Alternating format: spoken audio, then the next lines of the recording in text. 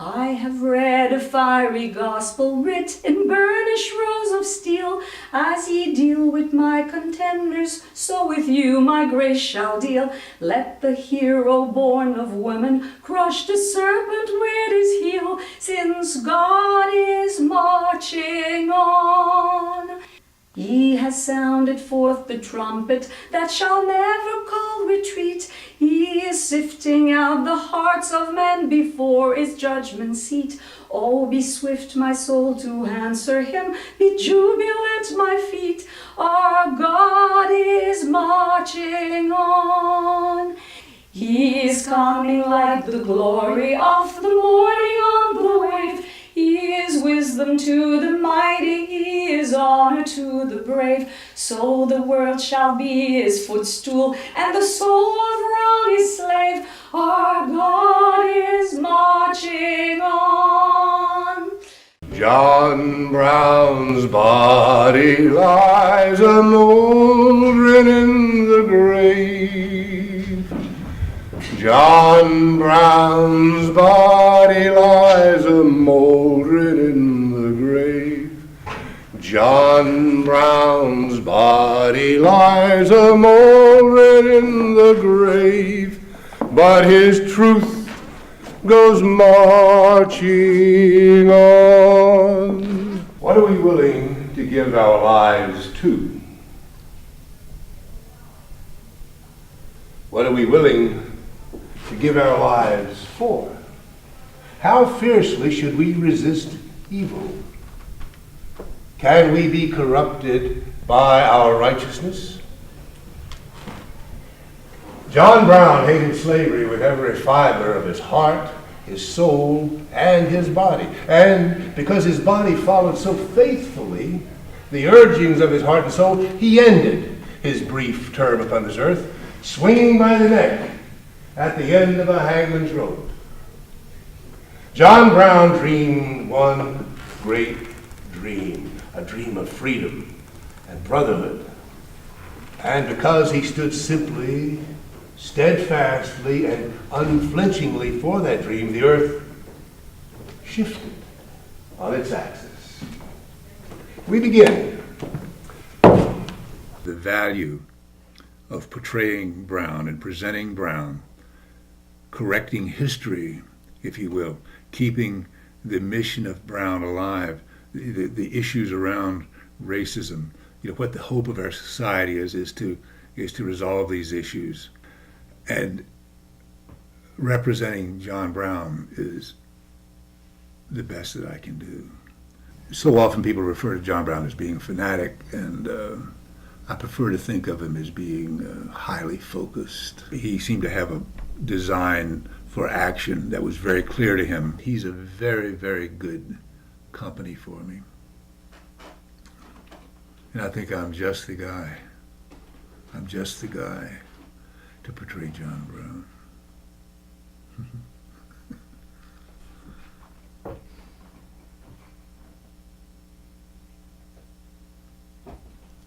I grew up in what we might call abject poverty in the South. And in poverty in the South was quite unlike anything we know today. There's no place to go for help if you're poor. That you do what you can and you survive if you can. My family was really the poorest family in this whole part of the county. We were actually poorer than blacks, for the very strange reason that my father died when I was 13, and my mother was then left to provide for the 5 children. And the intelligent thing, or the appropriate thing for her to do would have been to collect welfare, because she had no means of income. She had no skills, and she had 5 young children at home, so that the idea of even her going out to work, even if she could get a job, was unheard of. So that it seemed appropriate that she should apply for some kind of home relief or welfare, and her family and friends all discouraged her in that regard because this was for blacks. This was not for whites. So for years we had 5 children living on, I think, $98 a month Social Security. And so I spent many evenings and afternoons stealing farm produce out of farmers' fields so that my family would have something to eat. I would learn to shoplift at this local store, and I felt really degraded by that, having to do that. And so I grew up feeling, less than deserving, that I was less than other people because I was less than other white people. Thank God we had blacks I had them to look down on. I probably couldn't have survived emotionally. The relationship between races were probably not too different than they were during slavery, that the black people were pretty much tied to the land. They were ill-educated. There was only one black high school in the county that I lived in, and it was it was probably a 30-mile ride there. I would see the black school bus going by at 7:15, 7:20 in the morning, going, taking kids to the other end of the county, to start school at 9 o'clock. The elementary school was, which I also would pass by on my way to school, was a little shack, a wooden shack, which I think had 3 rooms in it. I never went inside it, but that was the entire elementary school for this whole end of the county.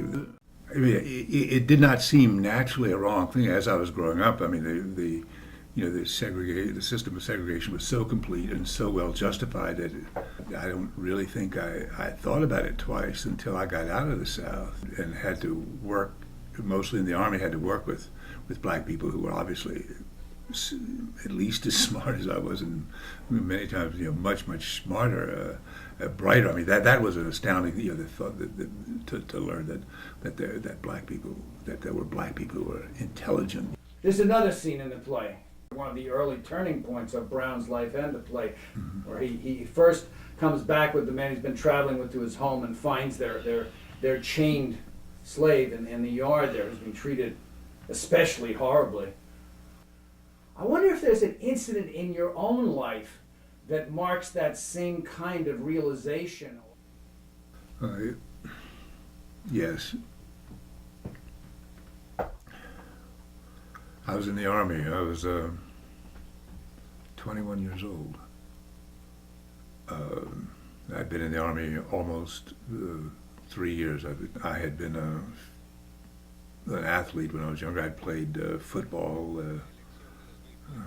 at a reasonably high level. I'd been transferred to Fort Monmouth, New Jersey, and there wasn't a post football team. So since I had this background of being a big football jock, I was appointed the player coach of the team, and we were playing a game, and we had there was a black man on the team who I'd was very fond of, and he was one of the star players of that team.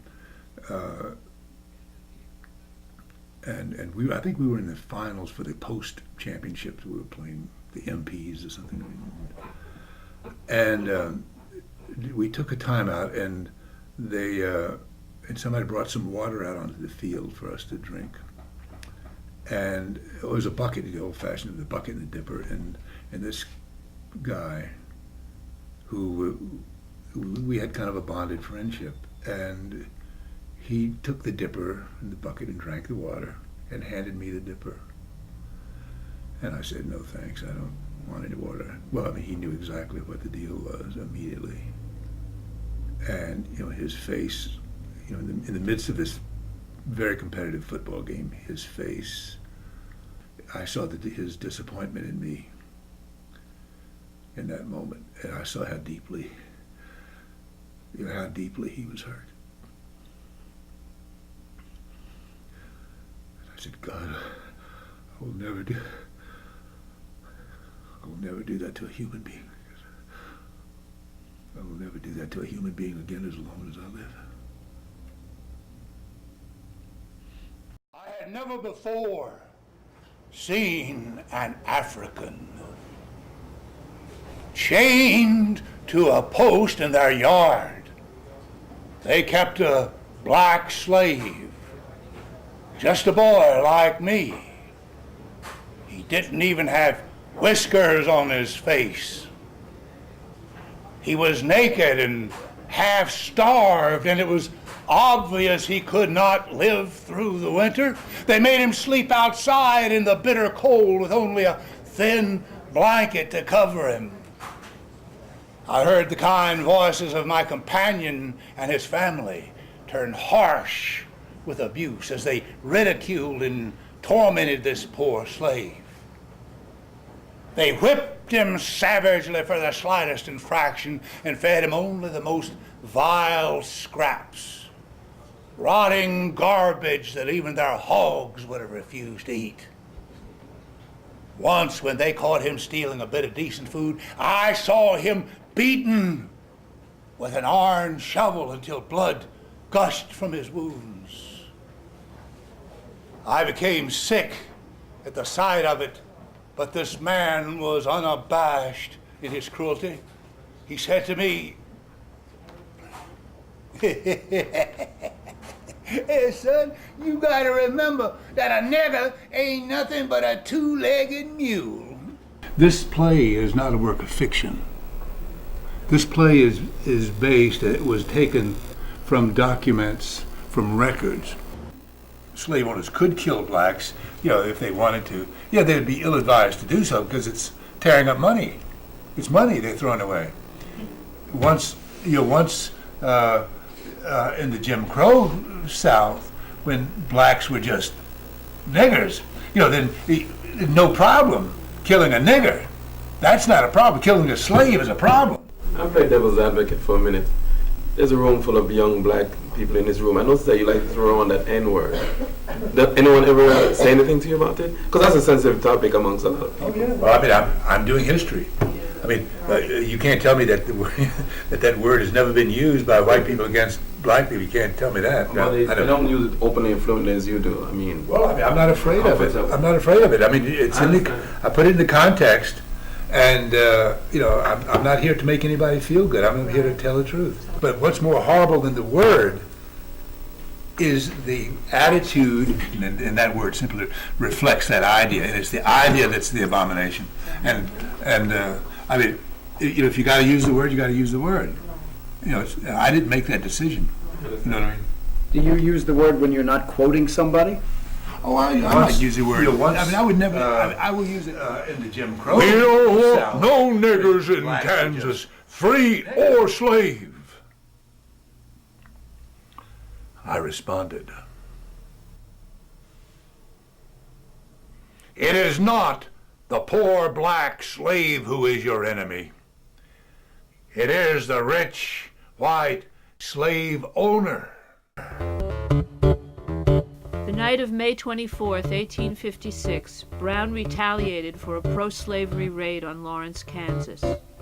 Brown, 4 of his sons, and 3 others took 5 settlers from their homes along Osawatomie Creek.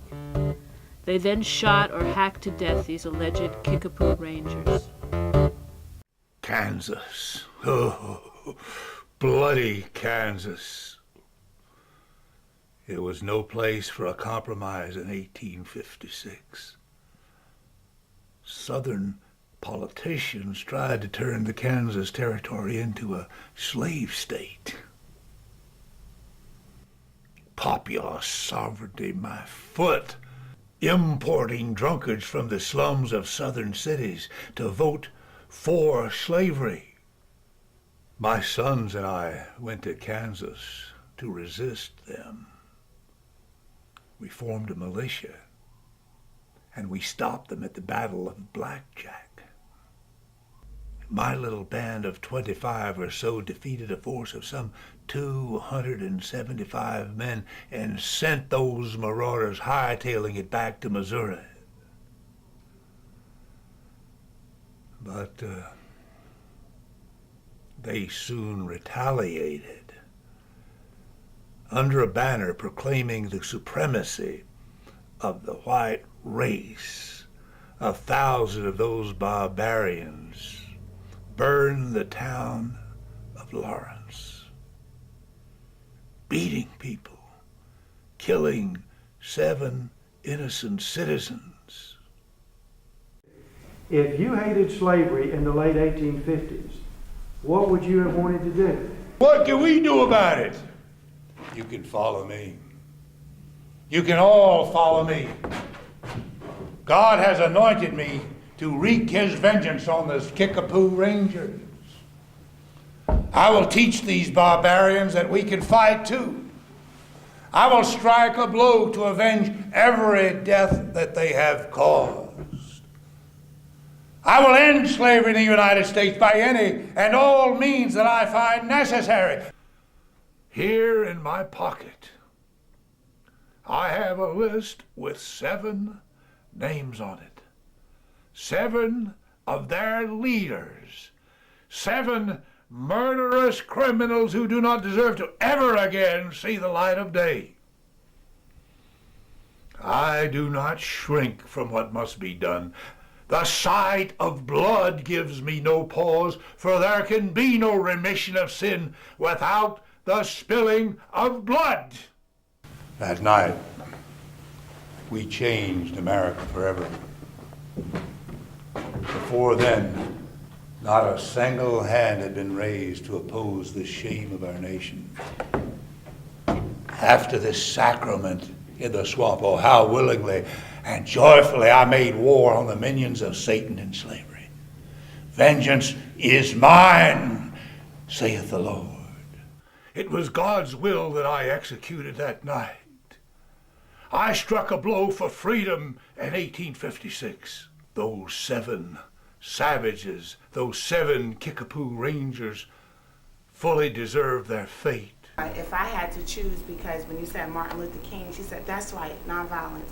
Personally, I'm a John Brown's girl and a Malcolm X girl myself, because I love Martin Luther King, I respect him, he was a beautiful man at heart, but I don't feel that Martin Luther King's method was the best either, because we're back in 2004 dealing with the same issues.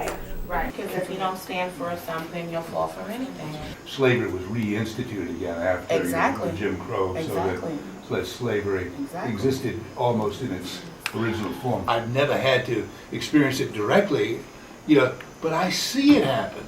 I mean, I'm from the South. My father was a Klansman.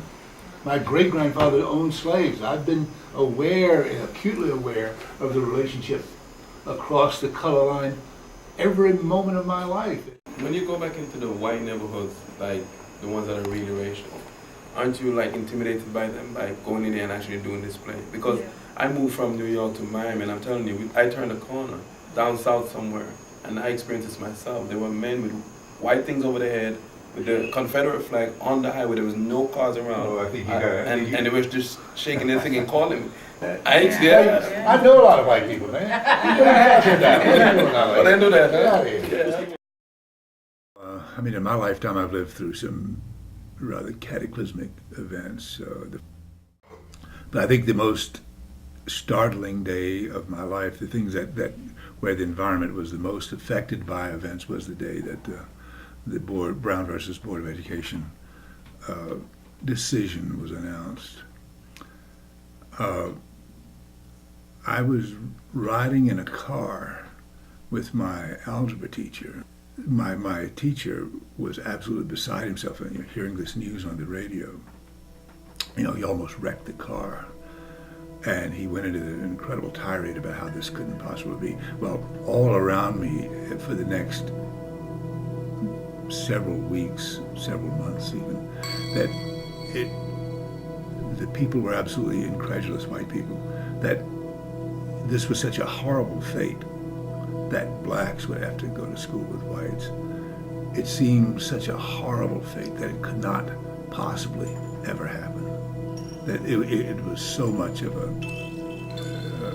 cataclysmic event that people, obviously it would never happen. Obviously this is not going to come to pass, that blacks will go will have to go to school with whites. And people were so hideously traumatized. Well, of course, then this is 1954, and it was many years before even the first integration of it began to happen. But 2 years later, I was graduating from high school, and the speaker at my high school was a man named J. Lindsay Alden, who was then the lieutenant governor of the state of Virginia. And on the stage there of the auditorium where I was graduating, he made this fiery, racist speech, and he noticed that all the people who were getting their diplomas tonight, he said they all had white skins, and I pray to God that there will never be a black face sitting on the stage to get a high school diploma from this school. He later became a federal judge. He was appointed by Kennedy.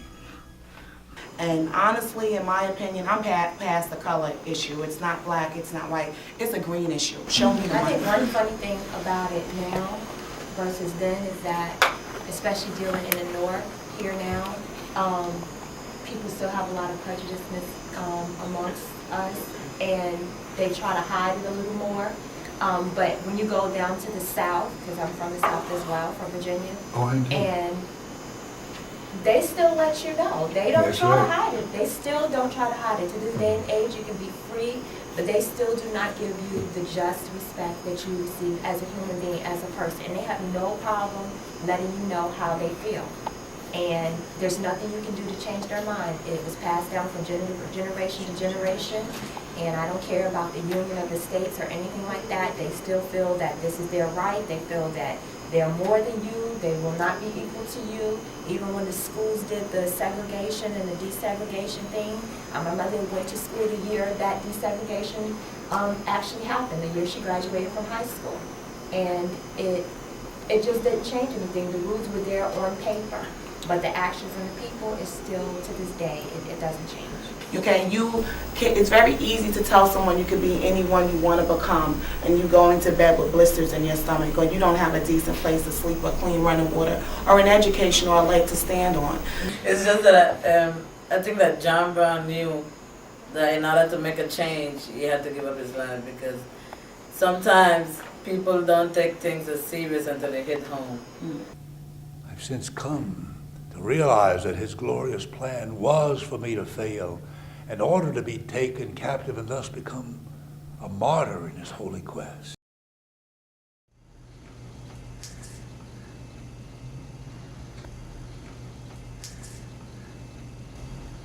Do you think the Civil War would have happened without John Brown? No. It was one of the hundreds of forces that led to the Civil War. If you define him by the times, he was crazy. If you define him by our times, he was a visionary. It's from where you're looking. If you're black, he was a visionary, a hero. If you're white, he was a dangerous radical. He was a lot ahead of his times. If he had been born a century later, been much more effective. I agree with John Brown. Fits into how I grew up. When I was a kid, my Uncle John Wood Dunnigan and I would go to the movies, and the blacks had to sit in the balconies. We used to root for the Indians. Whenever there was a fight between, and by Custer, oh, we loved that. We rooted for the Indians in that case. It used to piss off the whites who were sitting them down on the main floor. People in this church, these right-wing people who are, like I say, they 100% voting for Bush, they love John Brown. I want you to attach to this character. When you do. Me personally, I'm from the South. I'm from Virginia, and my great-grandfather was a slave owner. My father was a Klansman. So I've been living with, the color line and race all my life. It's been part of my consciousness and part of my thoughts, and so I thought this would be a good thing John Brown is sort of the point where the two races merge, you know, and there's a historian, William Davis, who's a great Civil War scholar at Virginia Tech, and he's a fairly conservative historian, but he said that you can't understand American history without studying John Brown, that all American history goes through John Brown. The whole idea of protesting the government, the courts, the prison system, capital punishment even. The most delightful moment was when you played Harriet Tubman. There was no such trepidation on the part of General Harriet Tubman. Now, they call George Washington a great general. But the greatest general I ever met was Harriet Tubman, and she was an escaped slave who couldn't read or write. Well, even without the privileges enjoyed by Washington, she still could have bested him in any contest. Well, she's a small woman, thin, gray-headed, and wrinkled. She's bravery personified. I have never seen courage so perfectly expressed in human form, man or woman, black or white. She freed more than 1,000 slaves. And I once asked her how she'd come to free so many.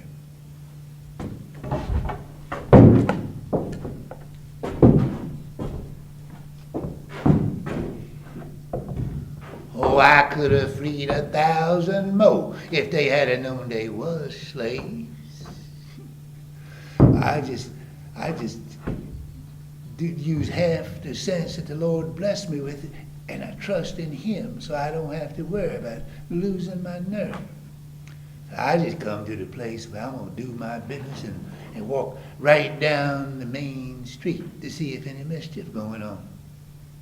Nobody looked twice at the old colored lady, all bent, leaning on a stick. I always do my business in the wintertime. White people think slaves is too trifling to run off in the cold weather. So I just get word to the folks that we gonna set free then on the coldest, darkest Saturday night we can find. Yeah, we go. Old man, you get them guns out of Harper's Ferry and I'll send you 100 wagon loads of colored boys to shoot them.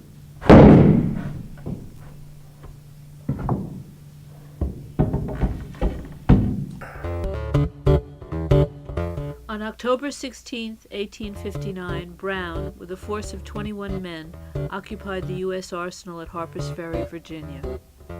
The arsenal was retaken and Brown was captured by federal forces under Colonel Robert E. Lee.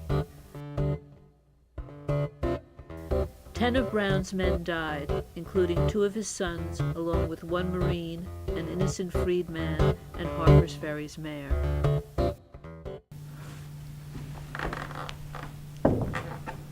Then, on a dark October evening, my men and I set out walking from the Kennedy farm. We marched that entire dark night to Harper's Ferry.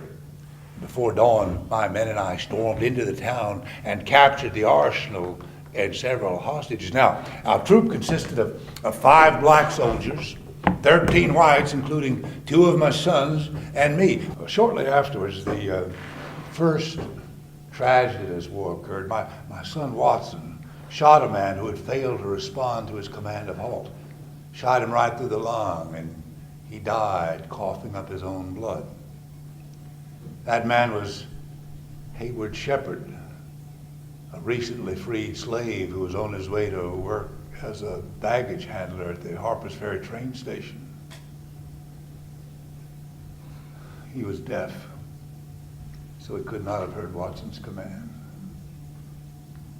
The first man to die in this holy war to end slavery was himself a slave.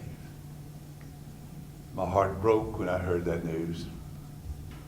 Then I heard the sound of marching feet on the bridge. I assumed it was runaway slaves marching to join us, so naturally I took most of the men out to greet them. Now, as we approached the bridge, I saw one of my best men, Dangerfield Newby, crossing the street toward the bridge. Now, Newby was an escaped slave and a brave and ferocious fighter, and I raised my arm in greeting, shouted, "Newby!"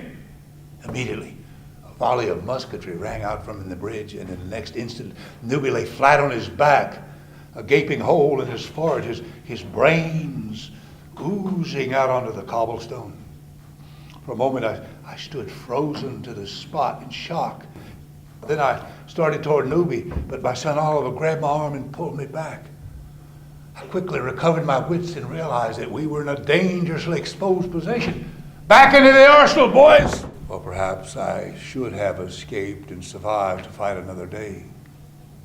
But God had called me to be faithful to this cause, so that retreat was out of the question. From that moment, we were doomed. We were surrounded by the Virginia militia, so there was no chance of our fighting our way out. Soon, Colonel Robert E. Lee and Lieutenant Jeb Stewart arrived with a company of United States Marines. All that I could do now was pray for a miracle. When one did not occur, I began to question my own faith in God. So there I was with a 19-man army and a wagon load of spears for the regiment of slaves who never came. According to the wonderful speech of Frederick Douglass, which he gave at Harper's Ferry, I think in the early 1880s, that before Harper's Ferry, the prospect for the freedom of the slave was dim, shadowy, and uncertain. And then he expressed that beautiful phrase, but when John Brown stretched forth his arm, the sky was cleared. I sent my son Watson out under a white flag of truce to discuss terms for the hostages. The bastards blew a hole in his back, and he died slowly. Oh, Father, please shoot me through the head. Please. I cannot bear this pain. God has put us on this earth to feel pain, and he will release us when he sees fit. I do not approve of your dying at this time, but if you insist on doing so, then please do it like a man.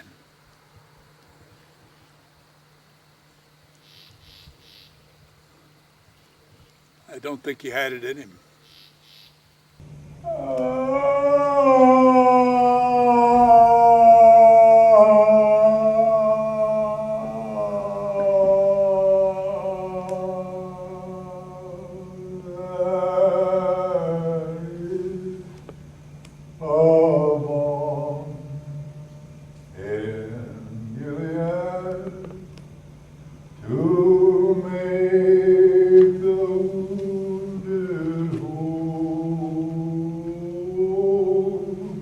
Stepping into the void. Yes, I knowingly and willingly led an invasion to free the slaves.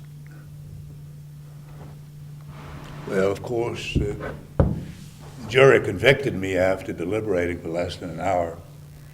Then Judge Parker pronounced sentence. John Brown, having been found guilty of the charges brought against you, I therefore sentence you for the crime of murder and treason, life imprisonment. For the crime of consorting with Negro slaves, to be hung by the neck until you are dead, and may God have mercy on your soul. The men who were captured with me were not afraid either. John A. Copeland, a free black and a graduate of Oberlin College, expressed his feelings during his trial.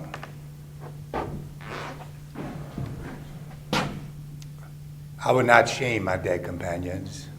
They died brave men. I trust that I will do the same. You might think it foolish of me to throw away my life in such a rash venture, but Captain Brown possesses that strange power that allows him to hold sway over many. If he asked me to walk through the fiery furnace and spit in Nebuchadnezzar's face, I would do it with no questions asked. He is truly one of God's commanders. Besides, you know nothing of slavery. I know a great deal. It is the crime of crimes. Brown was absolutely clear about the brotherhood of all human life. He broke bread with blacks. When people, I mean, even the best of abolitionists would not do such a thing, would not entertain slaves or ex-slaves in their home, sit down, break bread with them. He, you know, as the play said, he called blacks Mr. and he addressed them respectfully. The scene with the baby, right? You remember the scene with the baby? To me, that's the most real scene in the play. As I was being led down the stairs of the jail, a young slave mother approached me, and she held her baby up to me. Captain Brown, anoint this child.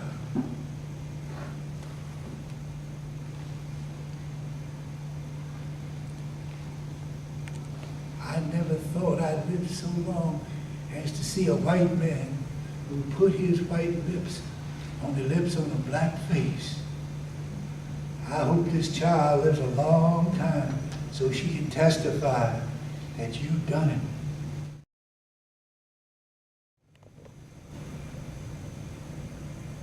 Mine eyes have seen the glory of the coming of the Lord. He is trampling out the vintage where the brakes of wrath was sore. He has loosed his feet with his terrible swift sword. His truth is marching on. Glory, glory, hallelujah.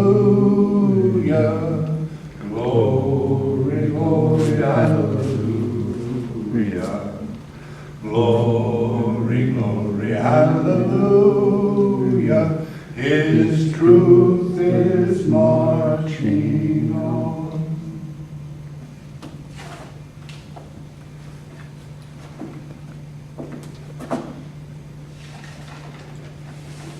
Tomorrow, when they place his remains aboard the train, that will be the last that we will ever hear of this Osawatomie Brown.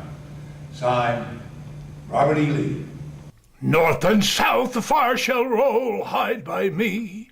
North and south the fire shall roll, hide by me.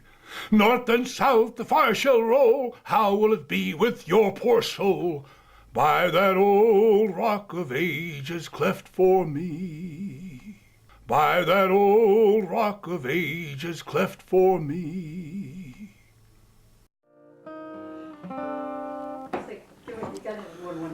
Okay. All right, let's do it up tempo. There's a bomb in Gilead. We have an airplane. Wait for the Wait for a train. Well, when we was recording in Tom T's, there used to be railroad tracks right behind the damn studio. So we'd be getting after, I remember his damn train coming through. And if it was a long one, man, it was 20 minutes sometimes. It was like when we were shooting at, it's another one, there's two of them. Shooting at Steve Freeze, it was a bus stop right outside. And it was fine, like as it was coming in, you couldn't hear it, but when they'd take off, you go, whoa!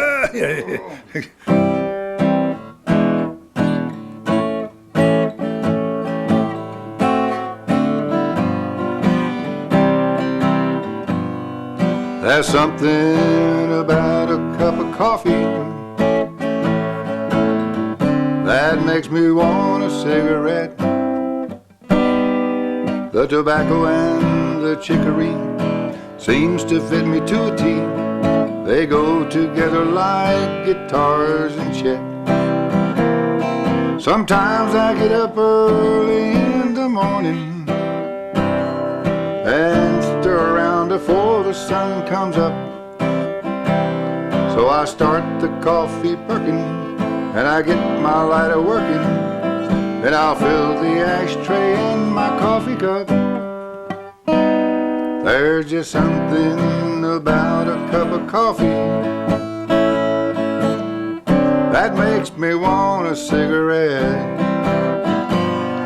There's something about a smoke while sipping coffee. They're two of life's pleasures I enjoy. The smoke will make me dream while I stir in the cream. They go together just like Buck and Roy. When day is done and dinner's finally over, I retire to watch the TV set. I can understand much better, comprehending to the letter, when I've got my coffee and my cigarettes. There's just something about a cup of coffee that makes me want a cigarette. Oh yeah, that makes me want a cigarette. And that's the truth. I'm so proud of you. You did it.